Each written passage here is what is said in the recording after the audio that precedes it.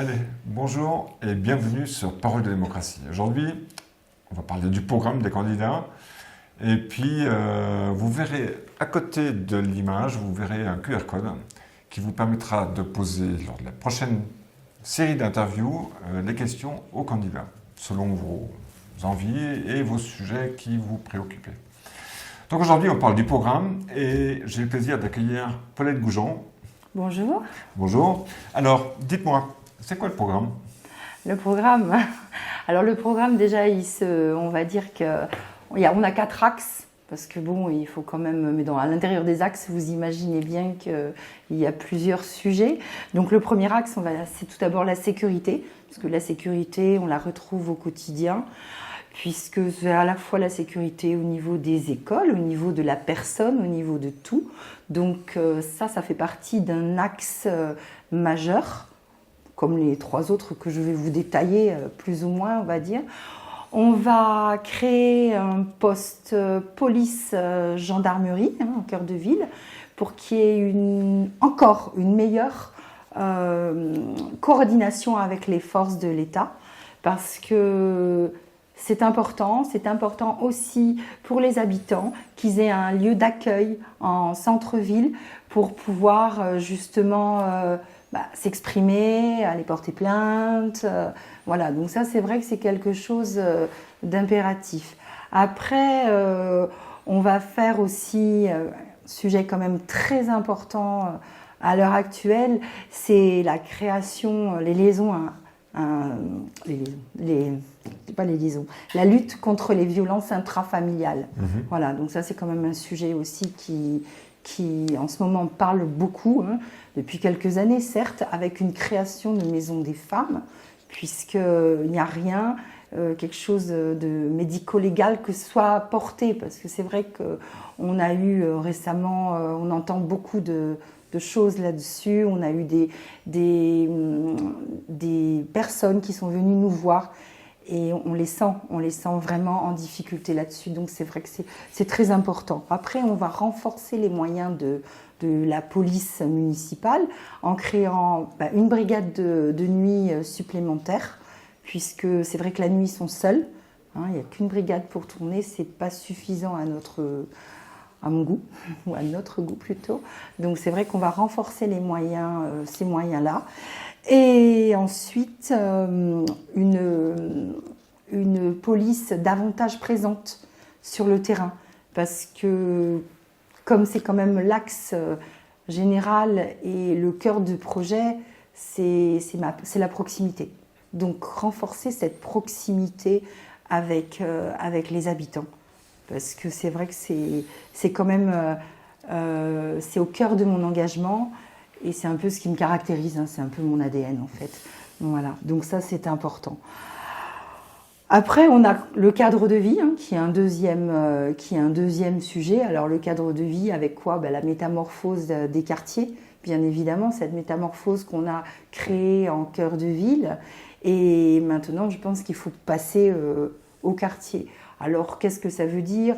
Un plan voirie, des trottoirs, on revient avec l'accessibilité, avec aussi la sécurité, pour pouvoir se bouger normalement, pouvoir aller d'un endroit à un autre sans se faire renverser, on va dire, parce que parfois on risque un peu sa vie, avec davantage d'espaces verts, avec des jeux pour enfants. Parce que c'est vrai que nous, on a fait quelques réunions, on nous a dit, voilà, dans notre quartier, on a des choses pour les grands, on en a aussi pour les tout petits, mais on n'a rien au milieu. Est-ce qu'il n'est pas possible d'eux ? Alors oui, ça c'est important aussi, justement, aller à la rencontre et demander justement de ce qu'ils ont besoin. Et ça fait partie vraiment d'un projet important. Surtout, et c'est pour cela en fait qu'on a créé cette permanence mobile qui nous permet d'aller à l'encontre de l'habitant finalement. Je pense que c'est mieux d'aller à l'encontre de l'habitant pour avoir un petit peu et voir son quotidien, voir ce dont il a besoin, que de le laisser venir à nous parce que parfois ils ne viennent pas à nous. Voilà. Après, une ville bien évidemment beaucoup plus verte, avec apaisée, et agréable à vivre finalement. Alors après, on a le troisième axe avec le lien social, parce que le lien social, effectivement, on est en delà du seuil qu'on devrait obtenir, avec les 25% de logements. Alors il faut impérativement créer près de 900 logements. Alors quand je dis 900 logements, à la fois pour les jeunes, à la fois pour les seniors, à la fois pour les familles, à la fois pour les logements d'urgence. C'est important. Alors dans ce programme, qu'est-ce qu'on va retrouver qui va créer ça? Alors vous savez qu'on a le quartier ECAT, puisque la gendarmerie, c'est le quartier du Nord où il va y avoir la future gendarmerie. Donc ce quartier, déjà, ça va permettre un nouveau souffle déjà pour les gendarmes, mais derrière ce quartier, il va y avoir une résidence intergénérationnelle. Alors, bien évidemment, pour l'instant, il n'y a rien d'acté, mais ça va se faire, c'est sûr. De toute façon, on sait très bien qu'on est une ville, qu'on est un département où il y a de plus en plus de personnes âgées qui veulent se loger, et je pense qu'il faut offrir ce service à cette population. Il y a aussi la reconstruction du foyer des retraités, parce que finalement, c'est vrai que c'est quelque chose qui avait été envisagé dans le programme de mon prédécesseur. Mais c'est vrai que c'est quelque chose qu'il faut absolument faire, parce que ça va créer aussi du logement, parce qu'il y aura du logement au-dessus, il y aura un beau foyer en dessous. Alors on va me dire, oui, effectivement, tout ça, ça a un coût. Oui, mais c'est pour ça que le partenaire public-privé, c'est très important. Parce que c'est comme ça qu'on va pouvoir avoir les moyens de faire des choses et de réaliser des choses. Après aussi, on va réviser le plus, évidemment. On va réviser le plus, parce que c'est important aussi de créer des logements pour accompagner le développement économique. Mais alors attention, il ne faut pas le faire n'importe comment. Il faut faire attention, faut conserver les zones pavillonnaires et notre identité, effectivement. Et puis là, le quatrième axe, parce que là, je n'ai pas tout détaillé, mais c'est le quatrième axe, c'est l'attractivité économique. Alors l'attractivité économique, on a quand même un bel exemple qui est l'hôpital, mais qui va devenir bientôt, qui va être cédé à la ville. Donc là, il y a quand même quelque chose de très intéressant à faire sur l'attractivité. Alors nous, on veut aussi à la fois que ça garde son identité, mais à la fois qui ait une attractivité, que ça rayonne pour la ville de Lunel. Donc alors on a imaginé dans cet hôpital, on va dire, puisque ça reste un hôpital, une brasserie ouverte sur le parc, un bowling du côté des allées Baroncelli, mais pas seulement, laser game, jeux d'arcade, un peu tout ce qui pourrait aussi manquer à cette jeunesse qui se déplace finalement sur Nîmes ou sur Montpellier, mais que cette jeunesse puisse rester ici, profiter de ce qu'elle a justement dans cette ville. Alors après, bien sûr, il y a 5500 mètres carrés, donc vous imaginez bien qu'on va pouvoir mettre beaucoup de choses, notamment aussi, on a imaginé, parce qu'on nous a demandé, forcément, lors de nos rencontres, un musée à la fois tauromachique et de tradition camarguaise. Donc on imagine bien le situer dans cet espace pour pouvoir justement attirer les gens, attirer du tourisme. Parce que c'est vraiment là-dessus, je pense qu'il faut mettre l'accent pour que le cœur de ville, qui est attrayant, mais qui soit encore plus attrayant. Et puis, pourquoi pas, un hôtel de caractère ou un restaurant, parce que c'est vrai qu'on nous le dit, le soir, il n'y a pas trop d'endroits pour aller dîner. Et donc, oui, faire cette structure, finalement, un lieu convivial. En plus, on a quand même 2 parkings qui sont... alors, le parking du Canal, on a le parking des Abrévados qui n'est pas très loin non plus. On a le parking de la Poste. On a cette chance d'avoir des parkings proches de cet établissement. Donc, il est vrai que ça, c'est quand même c'est un axe fort, je pense, pour le développement du tourisme. Après, effectivement, il y a la réhabilitation du temple, parce qu'il faut pas oublier non plus de continuer ce qui a été fait. Il y a quand même, juste à côté, il y a l'îlot pharmacie qui est en train de se dessiner. Il faut aussi aller il faut continuer parce que ça, on a un partenariat avec tout. En ce qui concerne les cellules commerciales, en ce qui concerne les activités. Et ça, on veut absolument amplifier cette dynamique. Parce que justement, le cœur de ville, il faut qu'il reste attrayant. Donc, au niveau de la rue de la Libération, plutôt se baser sur du prêt-à-porter. Après, vous savez qu'il va y avoir aussi dans pas longtemps un bar à jeux en face de la Malabule. Donc tout ça, ça va dynamiser. Et sur Sadi Carnot, plutôt, vous savez, se concentrer sur des galeries d'art ou artistiques, puisque le temple, en fait, on voudrait en faire un haut lieu culturel avec justement ce genre de réhabilitation. Exactement. Et en même temps, l'ouvrir un petit peu, parce qu'il est pour l'instant, il est un petit peu enfermé. On ne le voit pas vraiment. Mais justement, une ouverture sur un peu l'extérieur, enfin un peu sur la rue de Sadi Carnot, pour que ça soit, qu'il ait une meilleure visibilité.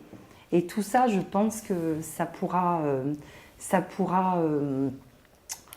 aider justement le cœur de ville à se redynamiser encore plus. D'accord. Alors après, si vous voulez, on peut continuer. Il y a tellement de choses. Donc, on veut pas réhabiliter, mais on veut au niveau du sport. Au niveau du sport, il y a des choses qui sont à revoir. Et là-dessus, on a demandé justement à des associations leurs besoins. Et ça, on veut mettre aussi un coup de pelle, justement, mais bon, dans le bon sens du terme. Et puis, il faut quand même penser aussi à la maison des associations. Alors, vous savez que comme la gendarmerie va déménager, on aura Vauban qui sera libre.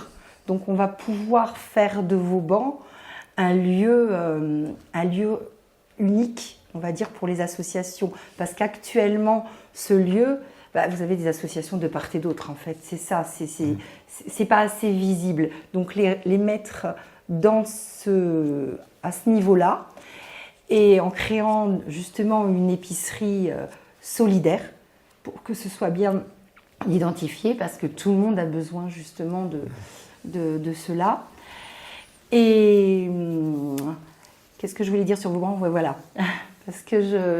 Et puis aussi pour la jeunesse. La jeunesse, vous savez, en ce moment, la jeunesse, toutes les infrastructures sont un petit peu partout dans la ville. On voudrait regrouper cela au niveau de Gambetta, vous savez, où il y a l'école de musique, parce qu'il y a quand même un espace de 2000 mètres carrés.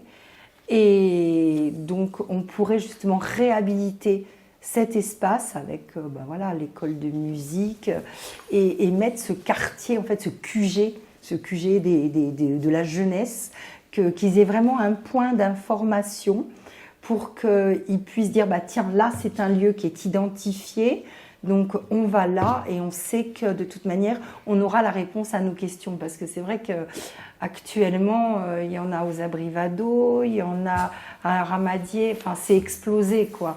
Et ça, c'est pas possible. Il faut vraiment quelque chose de bien identifié pour que ça soit plus clair dans la tête des gens et dans la tête des jeunes, surtout. Parce que ça, c'est important. Bon, passons aux questions, parce que je crois qu'on a dépassé largement les 15 minutes, et puis vous avez un petit peu soif, je crois. On a 3 blocs de questions. Le centre-ville et l'attractivité immédiate. Par attractivité immédiate, qu'est-ce qui va être visible dans l'année qui arrive ? Oui. quand vous serez réélu. Alors, si je suis réélue, donc nous poursuivons le projet Métamorphose qui a été fait depuis 2021. Vous aurez justement l'îlot pharmacie qui sera terminé. Vous allez avoir aussi, comme je vous l'ai dit tout à l'heure, les cellules, il y aura un peu plus de cellules commerciales, puisque ça, en fait, c'est le parcours marchand qui a été défini. Donc ça, on va s'y tenir, ce qui est évident. On préemptera des locaux pour justement en faire des nouveaux commerces et des nouvelles attractivités. Parce qu'il faut des nouvelles activités, surtout pour faire venir les gens de l'extérieur. Parce que finalement, si on trouve cette chose-là à cet endroit, c'est là qu'on viendra. Ici, on a de beaux exemples. Bon, je ne citerai pas lesquels, puisque je ne sais pas si j'ai le droit de les citer. Les citer, on a quand même Anita, Lunel Guardian, donc on sait très bien qu'ils viennent ici pour acheter Guardian. On a le magasin de guitare. Voilà, ce sont des commerces très, très particuliers, donc on y vient, on sait pourquoi on vient. On vient à Lunel, on vient là. Après, bien évidemment, c'est ce que je vous ai dit tout à l'heure avec la rue de la Libération et Sadi Carnot, donc commerce d'un côté, le temple, l'ouverture, galerie d'art de l'autre côté, pour en faire quand même une boucle, on va dire. Après, on veut densifier aussi, alors ça va être très rapide, on veut densifier les marchés, le marché alimentaire, les marchés tout court, le jeudi et le dimanche. Pour nous, il n'est pas assez dense, donc il faut qu'on l'amplifie. Et il y aura aussi des marchés nocturnes et estivaux. Voilà, ça c'est quelque chose... Excusez-moi, tout au long de l'année ou ça va être Alors surtout dans les saisons estivales, parce que si on passe des hivers comme on a passé, les marchés vont peut-être pas avoir lieu souvent, effectivement. Donc voilà. Alors ça sera évidemment au niveau de la place des martyrs de la Résistance. Après, c'est vrai qu'on je veux renouer avec ce qui se faisait dans le passé. On faisait les puces juniors dans le cœur de ville. Donc c'est vrai qu'on aimerait revenir à ça parce que, alors même s'il n'y avait pas beaucoup de place, même s'il faisait très froid, eh bien, il y avait énormément de monde et c'était un dimanche et ça faisait vivre aussi le cœur de ville, encore. Donc ça, c'est important. Ça c'est vraiment quelque chose qu'il faudra remettre. Ensuite, bien évidemment, le parking, je pense qu'il faudrait aller à une gratuité de 1 heure, parce que 40 minutes, c'est pas un chiffre rond. 1 heure me paraît bien. Et puis, il faudrait que ce soit homogène avec les parkings de la voirie. Parce que pour l'instant, sur la voirie, c'est différent que sur le canal.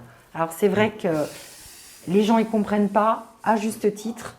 Je conçois. Donc ça, je pense, mais bon, il faut que ça passe en conseil, ça. Il faut que ce soit délibéré. Donc, on ne peut pas le faire tout de suite. Donc, ça sera peut-être en juin. Oh, ça, c'est rapide. C'est rapide. C'est une délibération. C'est très rapide. Alors, peut-être pas au prochain conseil, mais au 2e ou au 3e, surtout qu'il risque d'en avoir beaucoup au mois d'avril. Donc, de toute façon, oui, on aura le temps de le faire. Et puis, forcément, toujours la gratuité du stationnement pendant les manifestations. Je pense que ça, c'est important. Et puis, pourquoi pas le samedi après-midi? Parce que c'est vrai que le samedi... En fait, on le sait, les commerçants vous le disent, le samedi après-midi, c'est là que ça pêche. Parce que tout le monde va à Montpellier. Donc, au Odysséum, quand il fait beau. Mais, alors, pourquoi pas? Moi, je pense que c'est quelque chose de très simple à faire. Et si ça peut permettre aux commerçants d'avoir un peu plus de monde, moi, j'en suis complètement convaincue.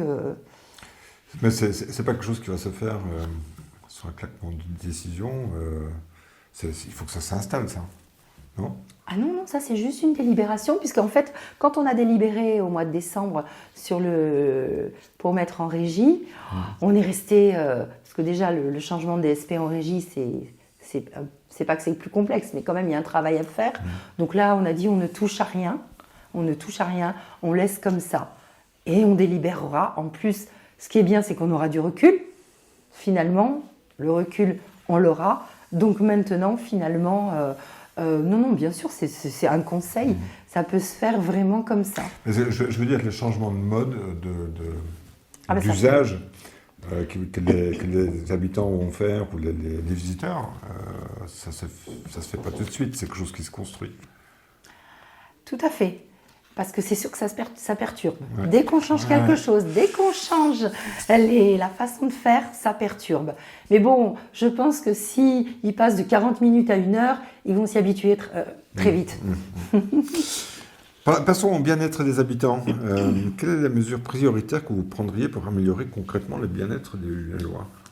Alors, la métamorphose des quartiers, bien évidemment, c'est quand même le... Vous pouvez rappeler en quelques phrases ce que c'est ? Parce que oui, c'est vrai, ceux qui n'ont pas suivi le mandat de Pierre Soujol, qu'est-ce que c'est métamorphose ? Alors, la métamorphose, c'était au départ pour Pierre Soujol la métamorphose du cœur de ville. C'est-à-dire qu'il fallait complètement changer ce cœur de ville qui était vraiment...